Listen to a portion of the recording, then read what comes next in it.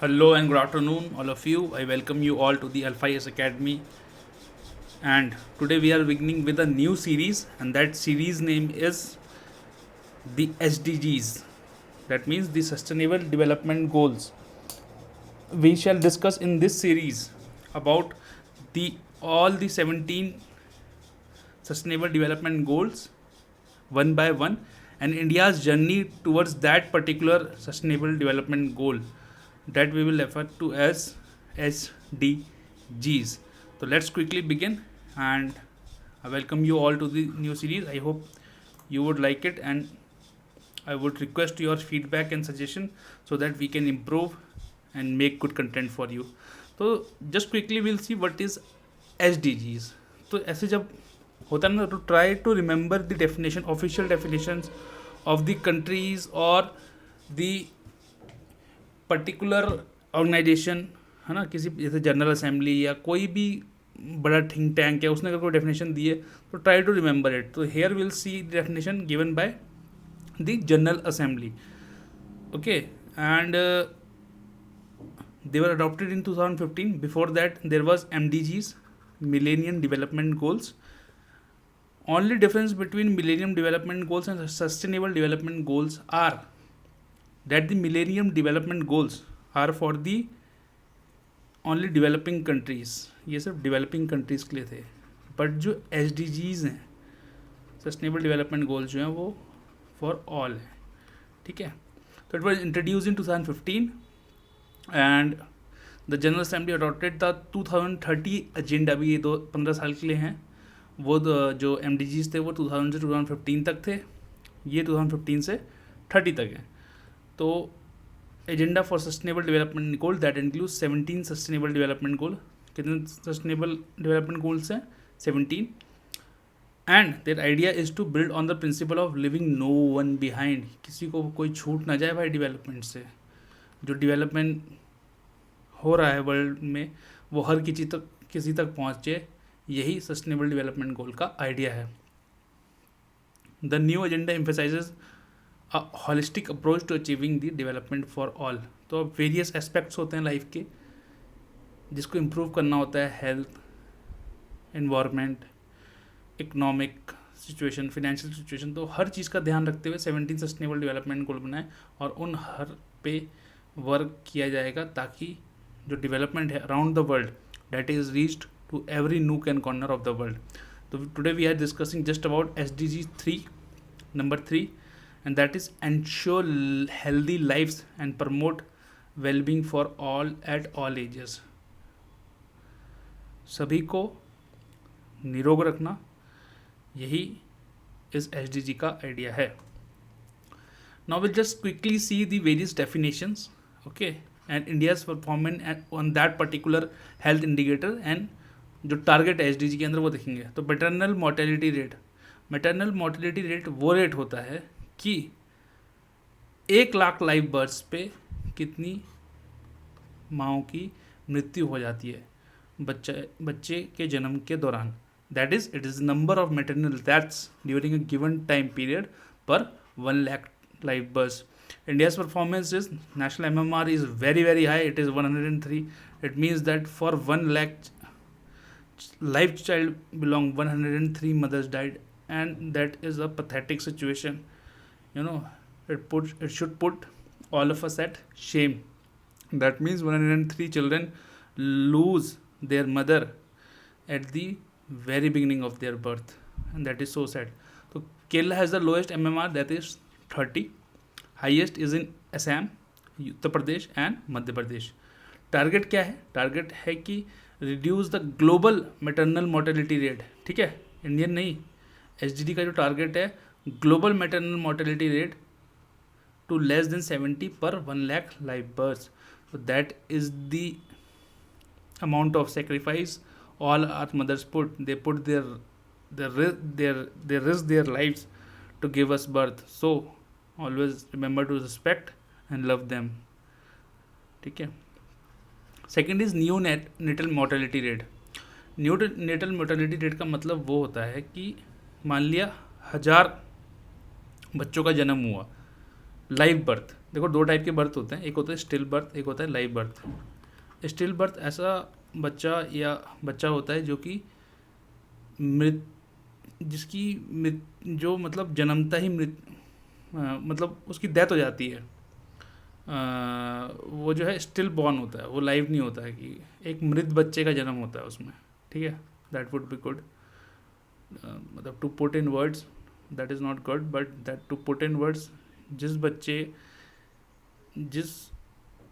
का भी एक मृत जन्म होता है उसे स्टिल बर्थ कहते हैं, और जो बच्चा ठीक जन्मता है, जीवित जन्मता है, उसे लाइव बर्थ कहते हैं। तो number of deaths among live births during the first 28 days completed per 1000 live birth, that means 1000 जब बच्चे लाइव जन्मते हैं, ऐसे बच्चे जो कि 28 दिन के भीतर मर जाते हैं जन्म होने के बाद, that is the children who die before 28 days, that is called the neonatal mortality rate. In 2022 NMR India का 20.3 था। ठीक है, इसका टारगेट क्या है? To reduce neonatal mortality to at least as low as 12। तो अभी कितना है? 20.3, इसको हमें 12 पे लेके आना है। ठीक है, इन्फेंट मोर्टेलिटी रेट, जिसको IMR भी कहते हैं, उसमें भी 1000 लाइव बर्थ पे ऐसे बच्चे जो कि 1 साल से पहले जिनकी मृत्यु हो जाती है जन्म होने से पहले, तो 28 दिन से पहले मृत्यु हो जाएगी तो नियोनेटल मोर्टेलिटी रेट में आएगा। अगर वो 1 साल के 28 दिन के बाद और 1 साल से पहले मृत्यु हो जाएगी तो इन्फेंट मोर्टेलिटी रेट आएगा। मैक्सिमम मध्य प्रदेश में, मिनिमम केरला में। Now you will see that Kerala में ये सब चीज़ें, उनकी लिटरेसी बहुत हाई है, तो ये सब लिटरेसी भी हाई है उनकी, और ये हेल्थ इंडिकेटर्स भी उनके बहुत अच्छे हैं। मतलब ये देखो मिनिमम में आ रहे हो यहाँ पे। तो there are some models which Kerala follows and we should strive to follow that. जैसे वहाँ पे इंस्टीट्यूशनल डिलीवरी बहुत ज़्यादा है, लोग हॉस्पिटल जाकर डिलीवरी कराना बहुत प्रेफर करते हैं, तो जिससे कि अगर कुछ ऊपर नीचे हो जाए तो बच्चे और उसकी मदर की जान बचाई जा सके। At national level 2 point decline हुआ है, अच्छी बात है। 2019 में 30 था, 2018 में 32 है। मतलब पहले 30 बच्चे की मृत्यु होती थी 2019 तक, पहले 2018 तक 32 बच्चों की मृत्यु होती थी, अब 30 बच्चों की मृत्यु होती है 2019 में।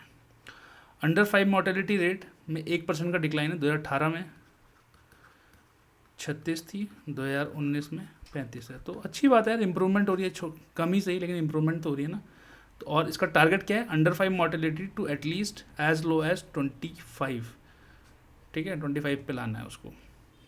Now universal health coverage. Universal health coverage का आइडिया यही होता है कि यार सबको जो है स्वास्थ्य सुविधाएं जो हैं सबको सही रेट पे पहुंच सकें, जिसके लिए इंडियन गवर्नमेंट ने या भारत सरकार ने एक योजना भी चलाई जिसका नाम था प्रधानमंत्री जन आरोग्य अभियान।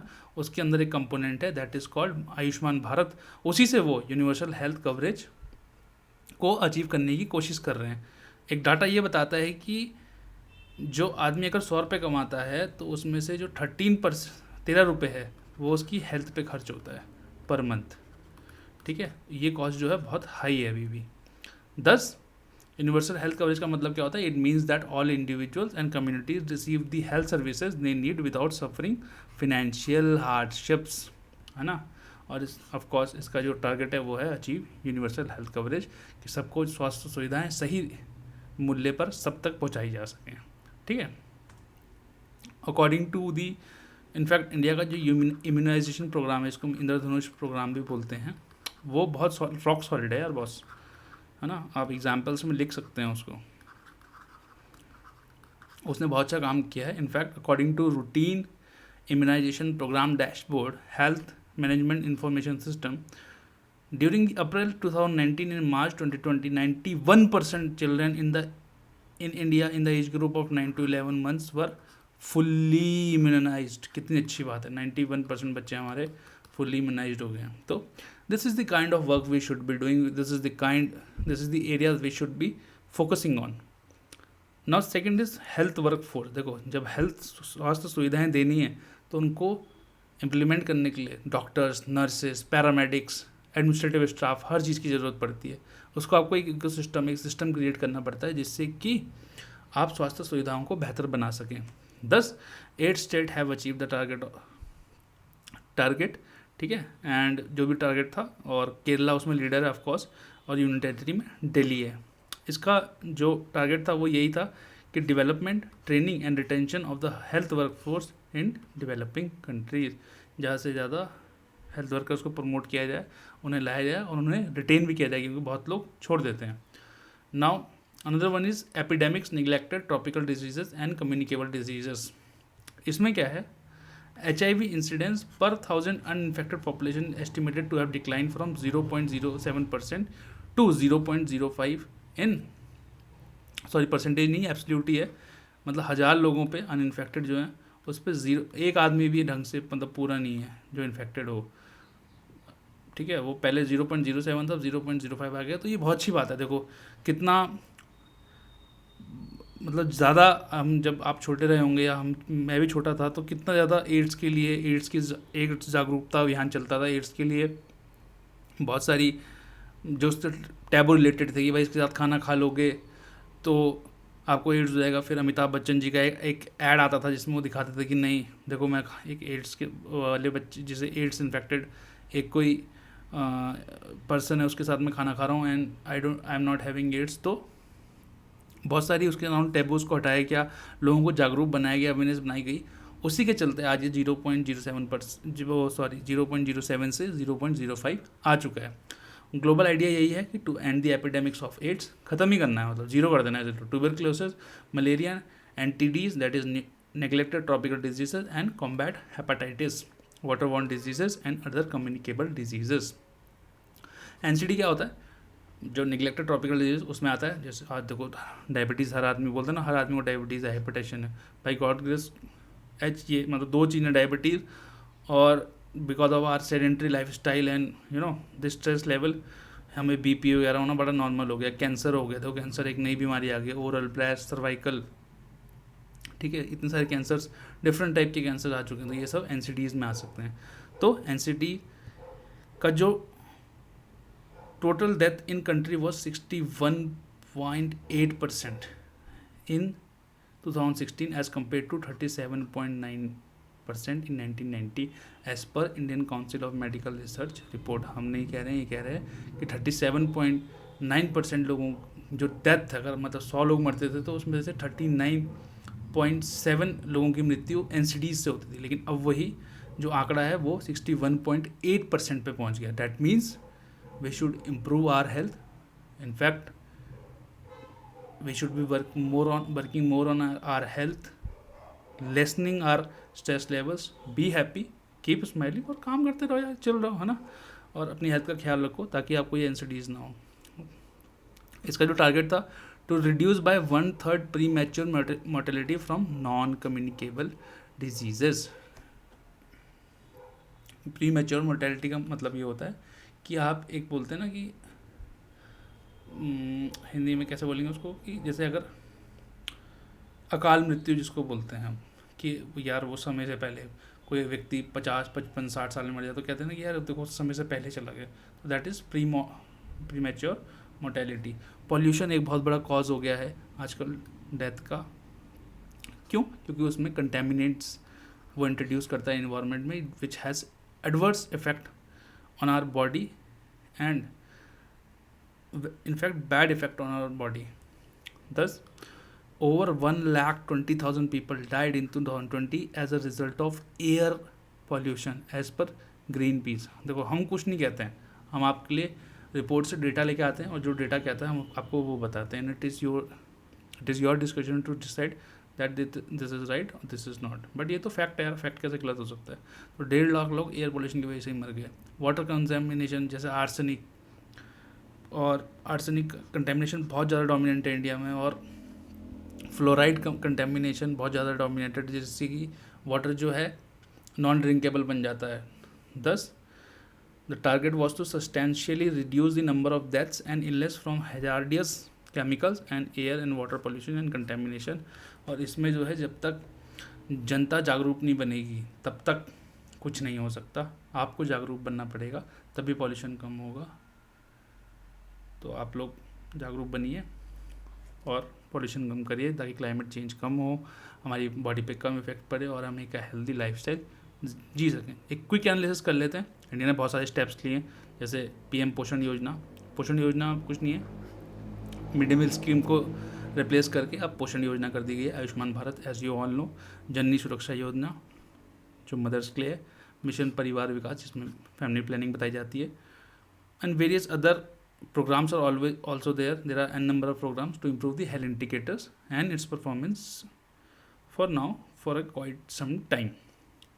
लेकिन इस सब के होने के बावजूद भी ओवरऑल परफॉर्मेंस जो है वो काफ़ी पुअर है। रीजनल डिस्पैरिटी, जैसे हमने देखा कि रीजनल डिस्पैरिटी कैसी है कि जो नीति आयोग का एचडीजी इंडेक्स है उसमें केरला टॉप परफॉर्मर है, और whereas the states like Uttar Pradesh, Bihar, Madhya Pradesh are poor performance.